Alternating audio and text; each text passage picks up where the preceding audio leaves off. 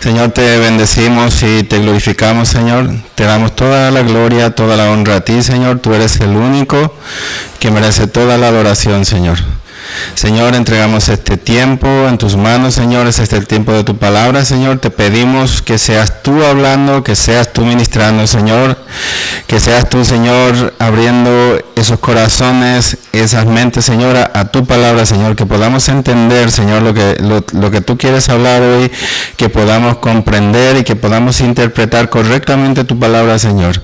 Ayúdanos, Señor. Guárdanos, Señor, de hablar con nuestras fuerzas, de hablar con nuestras palabras, Señor, sino que seas tú, Señor, el que tenga el control, que tu Espíritu Santo sea el que ministre en esta mañana, Señor. En el nombre de Jesús, Señor. Amén y amén. Quiero invitarte a que abras tu Biblia en el libro de Primera de Samuel.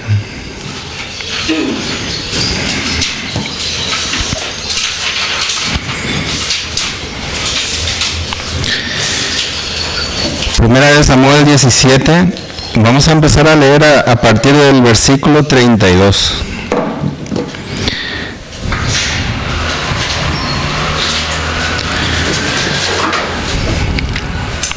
Este es el momento en que Saúl habla con David cuando aparece en escena el gigante, el filisteo, Goliat. Y no había ningún soldado, ningún valiente en el pueblo de Israel que quería enfrentar a ese hombre. Entonces aparece David y esta es la conversación que ellos tienen. Dice la palabra de Dios, Primera de Samuel, capítulo 17, versículo 32, dice, y dijo David a Saúl, no desmaye el corazón de ninguno a causa de él. Tu siervo irá y peleará contra este filisteo.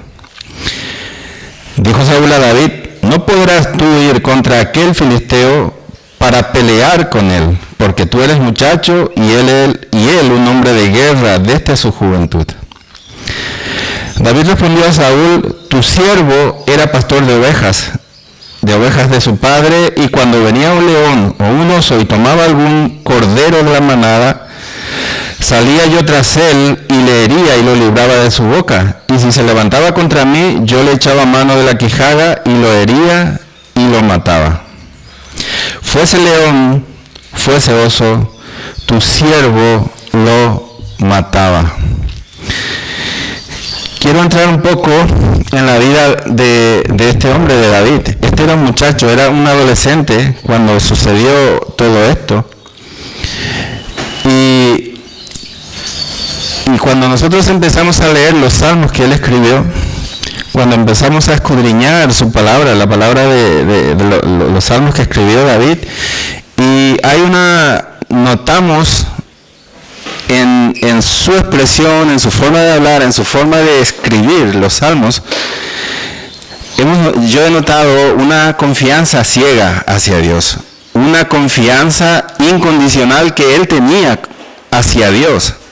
Porque él tenía la confianza, él sabía de que Dios estaba con él, de que Dios lo acompañaba en todo momento, en todo lo que él hacía, Dios lo acompañaba.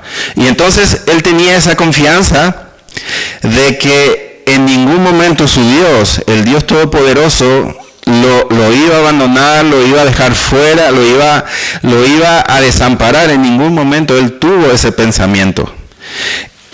Pero cuando empezamos a mirar, empezamos a comprender también de que esta confianza, para llegar a este nivel de confianza, necesitamos una entrega total a Dios.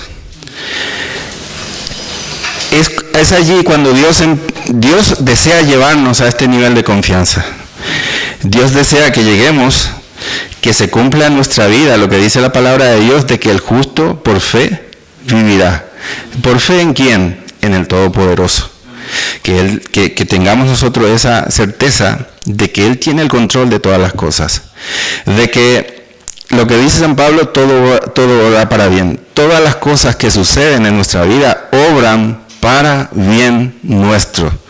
Sean momentos difíciles, sean momentos dolorosos, todo obrará. Esa circunstancia que a mí me trae dolor al corazón, que me trae tristeza, tenemos nosotros la esperanza, la confianza en su palabra de que eso va a traer un cambio para bien a mi vida. De que eso va a traer un cambio que me ayudará a fortalecer, que me ayudará a madurar en mi vida espiritual y que me hará a estar un poco más cerca de Dios. ¿Por qué? Porque Dios perfecciona. Dice, el que empezó la buena obra en vosotros la irá perfeccionando cada día. ¿Hasta cuándo? Hasta el día de Jesucristo, hasta que venga nuestro Señor Jesucristo. Y tenemos esa confianza. El mismo Jesús nos promete de que Él siempre estará con nosotros. En ningún momento nos desamparará, nunca estaremos solos. Cuando nosotros tomamos la decisión de aceptar a Jesús como nuestro Salvador, la Biblia me enseña de que empieza para mí una nueva vida, de que empieza para mí una nueva etapa. Yo vengo de una vida de muerte a una vida que me abre una vida espiritual en mí, una nueva criatura que nace en mí. Y empezamos un proceso de crecimiento de esa criatura. Y una de las cosas que la Biblia me enseña es que el viejo hombre siempre estará presente en nosotros. Y que esa será nuestra lucha, que iremos cada día luchando contra ese viejo hombre, pero en esa lucha está nuestra decisión, nuestra voluntad de querer hacer de que ese nuevo ser empiece a crecer, empiece a buscar más a Dios, empiece a pasar más tiempo en la presencia de Dios. Debemos llevar a nuestra vida lo que Juan dijo, las palabras de Juan fueron: es necesario que yo mengüe, de que yo empiece a desaparecer y que Él crezca. Eso es lo que nosotros debemos llevar a nuestra vida, empezar a hacer de que ese viejo hombre empiece a menguar, empiece que ese nuevo ser que es Jesucristo en nosotros empiece a crecer en nuestras vidas, empiece a tomar el control de nuestras vidas. Y a medida que nosotros vamos creciendo espiritualmente, vamos madurando espiritualmente, vamos entrando a un nivel de confianza mucho mayor con el Señor. Tenemos muchas promesas en el Señor que Él nos deja en su palabra. Y mientras mayor es nuestra confianza en Dios, mayor es nuestra esperanza, nuestra confianza en sus promesas. Y es allí cuando nosotros aprendemos a descansar en su confianza. Llegarán tiempos difíciles. Jesús dice, en el mundo tendréis aflicción. Y lo experimentamos cada día. Todos hemos experimentado momentos difíciles en nuestras vidas.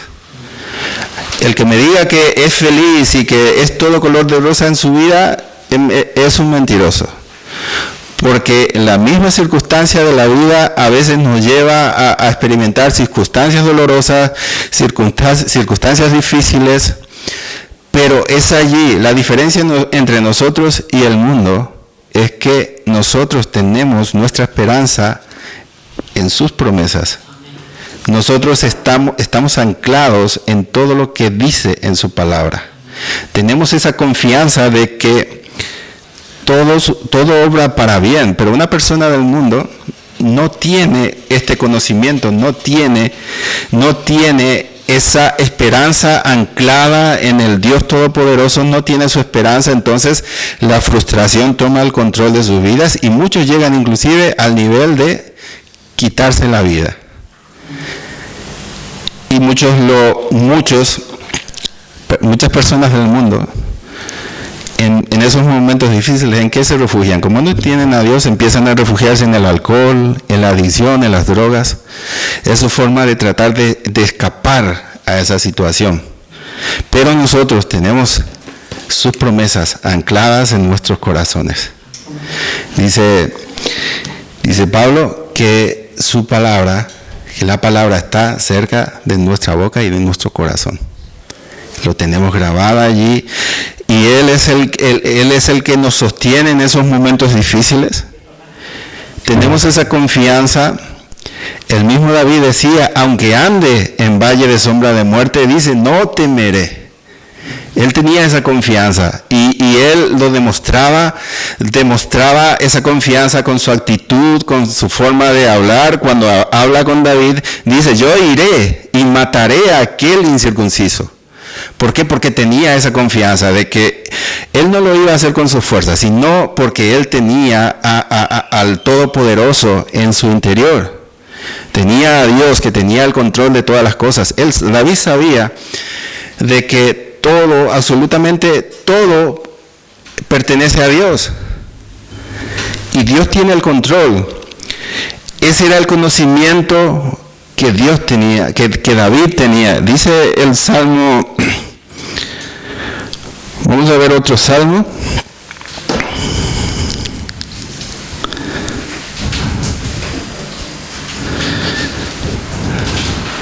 El Salmo 139, versículo 5, dice, detrás y delante me rodeaste y sobre mí pusiste tu mano. Este es el salmista hablando de Dios. Él tiene esa sensación, él tiene ese conocimiento. Y dice, el versículo 36, dice, tal conocimiento es maravilloso para mí. Es un conocimiento maravilloso para cada uno de nosotros el tener la certeza de que Dios tiene el control sobre todas las cosas y de que todas las cosas que suceden obran para mi bien, obran para el bien de mi familia y obran para el bien de los que me rodean. Tenemos sus promesas, porque Él dice, sálvate tú y tu casa, porque todas las promesas que vienen a ti, directa o indirectamente, llegarán a toda tu familia. Y dice, tal conocimiento es demasiado maravilloso. Y dice, alto es y no lo puedo comprender. Es que yo no puedo comprender cómo un Dios tan maravilloso, un Dios tan grande, puede preocuparse por mí, una persona insignificante, sin que hemos dedicado casi toda nuestra vida en pecar, en olvidarnos de Dios, en poner en nuestras prioridades el mundo, nuestros deseos, lo que queremos para nosotros, las cosas materiales. ¿Cómo puede ser que Dios nos ame tanto después de todo eso? Es algo que no podemos comprender. Quizás el día de mañana, cuando estemos en su presencia, lo comprendamos. ¿Por qué Él nos amó tanto? ¿Por qué? Porque no lo merecemos. No merecemos nosotros ese amor que Él nos entregó, porque nos amó desde el principio. Tú y yo aún no habíamos nacido, pero Él ya nos estaba amando. Él ya no tenía en sus mentes. Jesús, cuando fue torturado, Jesús, cuando fue lapidado allí antes de ser colgado en la cruz, te tenía en su mente. Y eso fue, ese amor que te tuvo a ti, fue lo que lo sostuvo allí en la cruz. El mismo Jesús, cuando estaba en el huerto, dice, es que no tengo yo el poder de pedir a mi Padre que me mande legiones de ángeles. Pues Él tenía ese poder, era el mismo Dios. Él podía traer legiones y legiones de ángeles que lo podían defender, pero Él se detuvo por amor a ti. Por ese amor que te tuvo, por ese amor que nos tiene a cada uno de nosotros, que fue lo que lo impulsó a que lo llevasen allí en la cruz. Por eso dice el salmista, tal conocimiento es demasiado maravilloso, no lo puedo entender, no lo puedo comprender. Pero Dios es soberano, Él lo hace porque Él quiere, porque Él te quiere amar, porque Él te quiere cuidar, porque Él te quiere guardar, Él te quiere proteger, Él quiere darte todo. Él es un padre, dice, y a los que le recibieron, dice Juan, a los que le recibieron les dio la potestad de ser llamados hijos de Dios. Tú has dejado de ser un ser humano cualquiera. Tú has dejado de ser una persona cualquiera en el mundo. Has dejado de ser una criatura cualquiera del mundo para convertirte en el Hijo del Todopoderoso.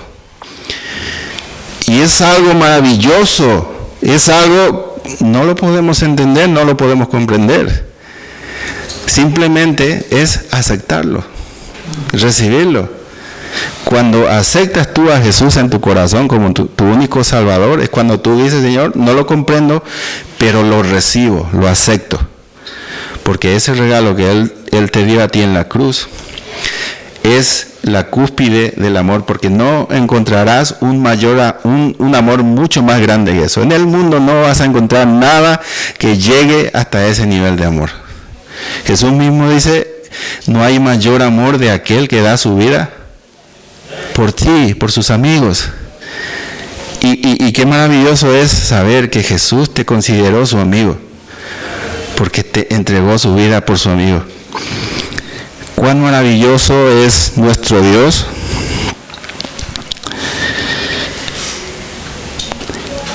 Mateo 10, 29 dice, ¿no se venden 2 pajarillos por un cuarto? Con todo, ni uno de ellos cae a tierra sin vuestro Padre. Estamos hablando de pájaros. Y después dice, pues aún vuestros cabellos están todos contados. Así que no temáis, dice Jesús, más valéis vosotros que muchos pajarillos. Tu alma vale mucho más que todos los pájaros del mundo. Entonces Jesús te dice, no temas, tú vales más que un pajarillo. Tu alma vale mucho más. ¿No dice la Biblia que hay fiesta en los cielos cuando hay un pecador arrepentido? Hay fiesta en los cielos.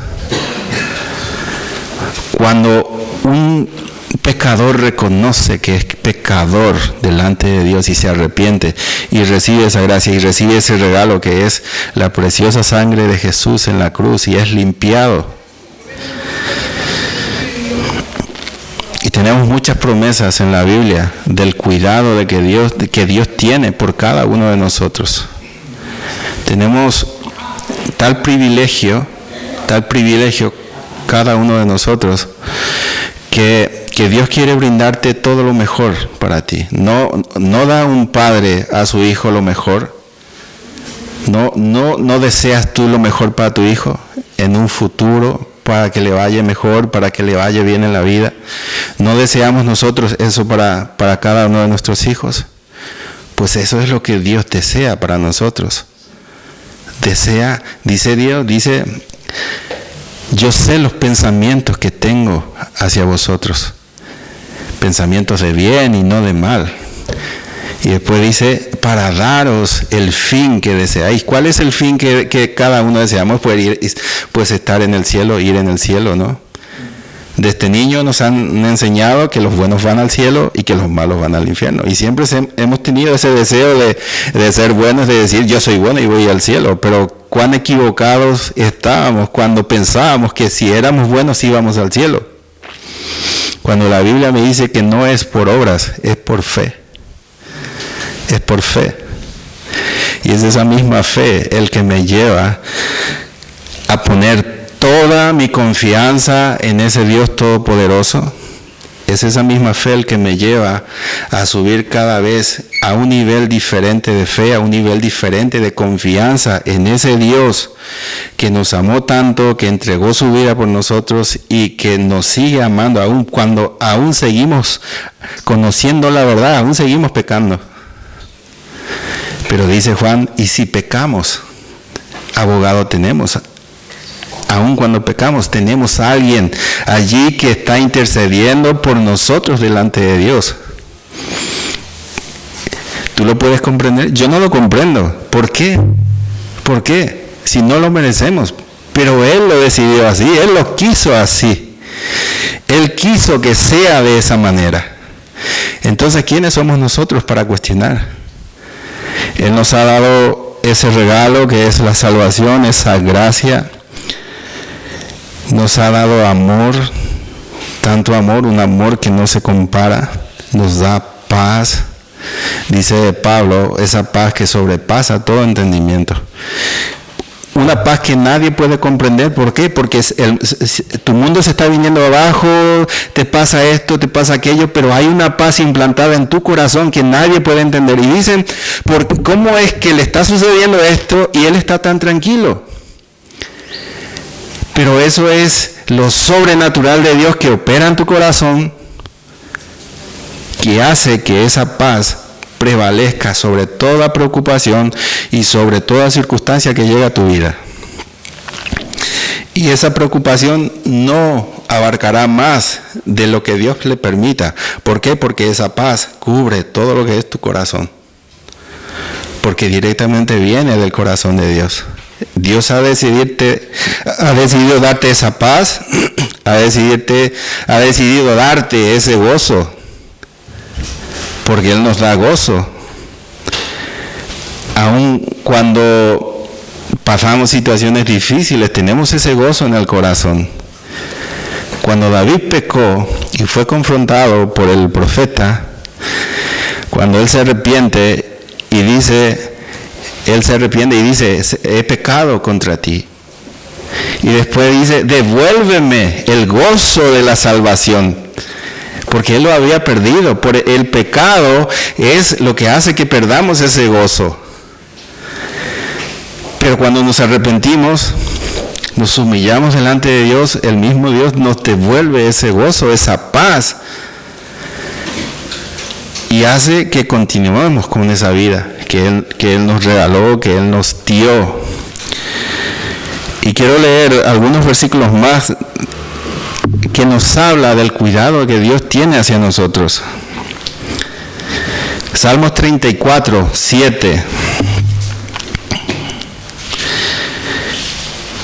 Fíjate qué cosas más maravillosas, son promesas más maravillosas que Él nos da. Dice, el ángel de Jehová acampa alrededor de los que le temen.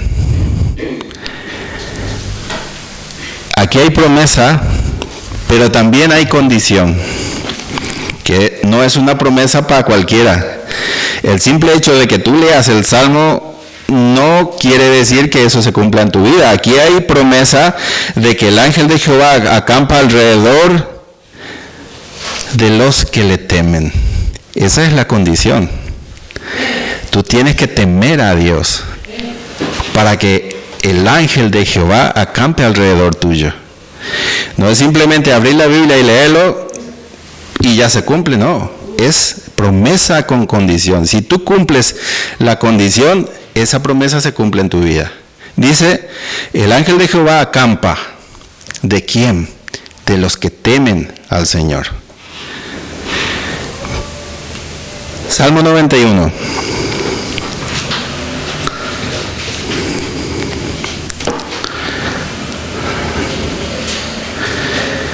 Aquí también hay promesa con condición.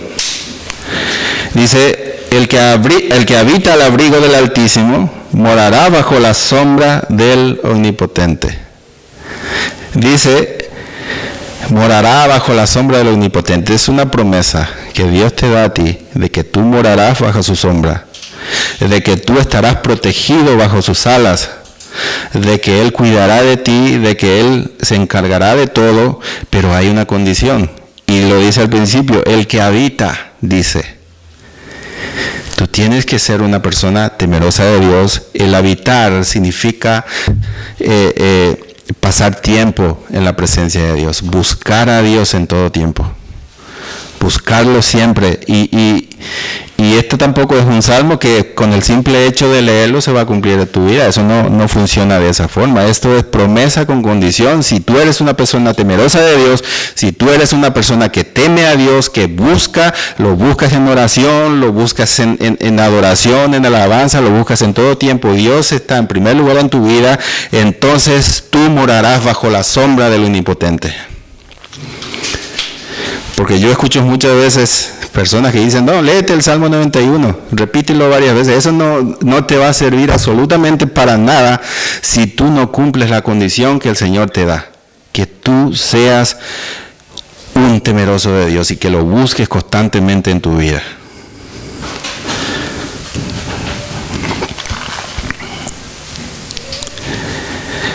Primera de Juan 5:18.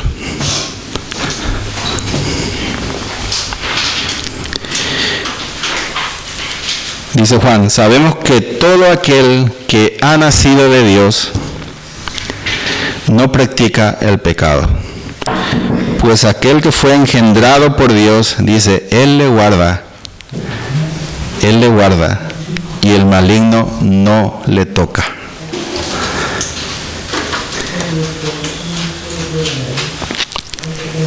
Todo aquel que es nacido de Dios, si tú has nacido de nuevo, dice la Biblia, no practica el pecado. Hay una diferencia en pecar y practicar el pecado. Yo puedo seguir pecando, pero yo ya no puedo practicar el pecado como tal. Yo no puedo seguir ofendiendo. Si yo sé que es un pecado, no puedo seguir haciéndolo. Puedo pecar involuntariamente, sin querer. Entonces yo ya no practica el pecado. El que es nacido de nuevo no practica el pecado. Dice, porque aquel que es engendrado de Dios, por Dios, Dios le guarda, y el maligno no le toca. Tenemos un ejemplo en la vida de Job. Todos recordamos a Job, ¿no? El que lo perdió todo en un día.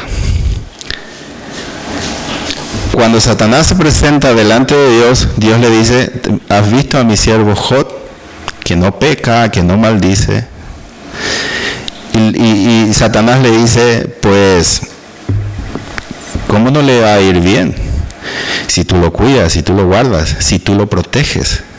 Y dice, si tú has puesto un vallado alrededor de él. Fíjate lo que me está enseñando la palabra. Que hay un vallado alrededor de ti, que el mismo Dios levanta un vallado alrededor de ti de protección, y el enemigo, Satanás o quien quieras tú, no puede tocarte. No tiene esa autoridad de tocar tu vida. ¿Por qué? Porque tú tienes el sello de propiedad del reino de los cielos, que es el sello del Espíritu Santo. Y ese sello lo ven el diablo, lo ven sus secuaces, lo ven todos los demonios, y no pueden hacer nada en contra de ti. Vente conmigo a Isaías. Isaías 54:17.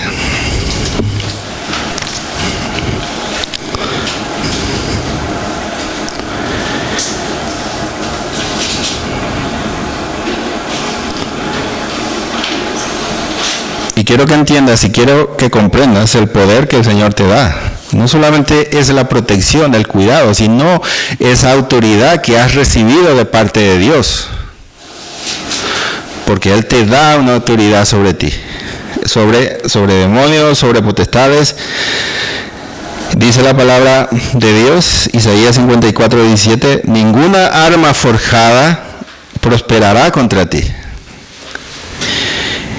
Y dice, y condenarás toda lengua que se levante contra ti en juicio. Dice, esta es la herencia de los siervos del Señor, y su salvación de mí vendrá, dijo Jehová. ¿Tú te das cuenta de lo grandioso que es Dios contigo? De lo grandioso, de lo maravilloso que es Dios con nosotros. Tantas promesas, tantas cosas maravillosas que cada día recibimos de Él. El cuidado, la protección que tenemos de parte de Dios, sin merecerlo, pero aún así lo tenemos. Tenemos aquel Salmo 7, otro versículo dice, Salmo 7:10 dice, mi escudo está en Dios, que salva a los rectos de corazón. Otro salmo dice, eres escudo delante de mí, o alrededor de mí. Tenemos ese escudo de Dios, esa protección de Dios para con nosotros, para nuestras vidas. Ese escudo que permanece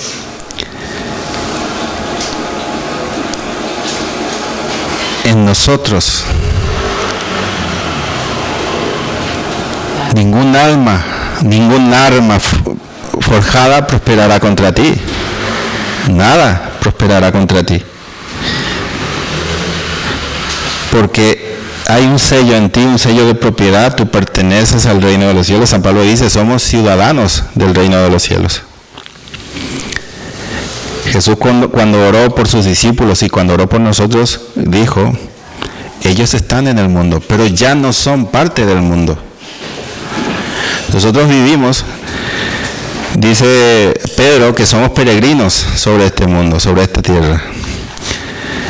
Pero que ya no formamos parte del sistema del mundo. ¿Por qué? Porque el sistema del mundo va contra Dios.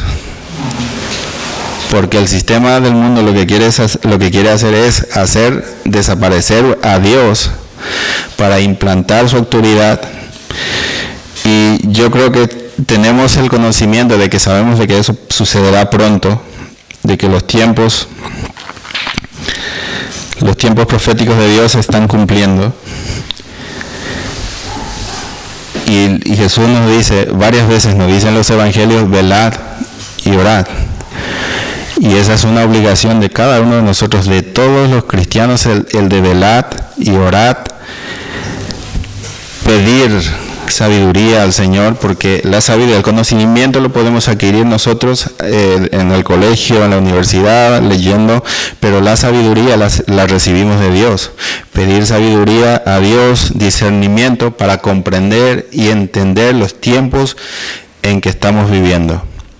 Porque, dice Pablo, porque los días son malos.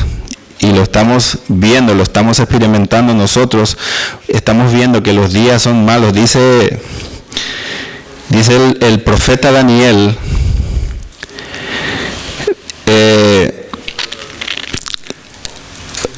versículo en el capítulo 8 dice, cuando los pecadores lleguen al colmo, se levantará un rey, refiriéndose al anticristo. Dice, cuando los pecadores lleguen al colmo. ¿Qué es el colmo para nosotros? Permitir que un hombre se case con un hombre, permitir que un ser humano se case con un animal, el aborto, son los colmos de los pecadores que están haciendo que están tratando de obligar a nuestros hijos en los colegios, en las escuelas. Están tratando de obligarlos a que ellos crean de que lo malo es bueno. Y eso es una lucha para cada uno de los padres, para cada uno, que el sistema está tratando de hacer que todo lo bueno que aprendemos de la Biblia sea malo, y que todo lo malo del cual me habla la Biblia sea bueno, y que sea aceptado como si fuese normal, cuando es una aberración y es una abominación delante de Dios todo aquello que ellos están haciendo ley, todo aquello que ellos están aprobando. Pero eso será nuestra lucha hasta que venga nuestro Señor. Será nuestra lucha y tendremos que aprender a convivir con ellos, no aceptando sus leyes, porque cuando tú te levantas y digas de que eso es malo, vendrán y te llevarán a la cárcel, porque eso es lo que están haciendo. Y va a llegar un punto en que ni siquiera van a permitir que los cristianos nos reunamos. Va a llegar un punto en que ya no permitirán que nos reunamos y ya no permitirán que nos expresemos libremente. ¿Por qué? Porque el pecado de ellos ha llegado a un nivel en que solamente les interesará vivir en su pecado, que nadie les cuestione de que están en pecado y de que esa vida que llevan es una abominación delante de Dios. Y tendremos que aprender a vivir con ello. Y si hoy son tiempos difíciles, cuando lleguen a medida que vamos pasando, los tiempos serán más duros, serán más difíciles, pero para cada uno de nosotros que confiamos y creemos en Dios y creemos en su palabra, en todo lo que dice su palabra. Pero tenemos su promesa de que Él nos acompaña siempre, Él nunca nos abandona, y de que Él estará contigo hasta el fin de tus días. Ninguna arma forjada prosperará contra ti.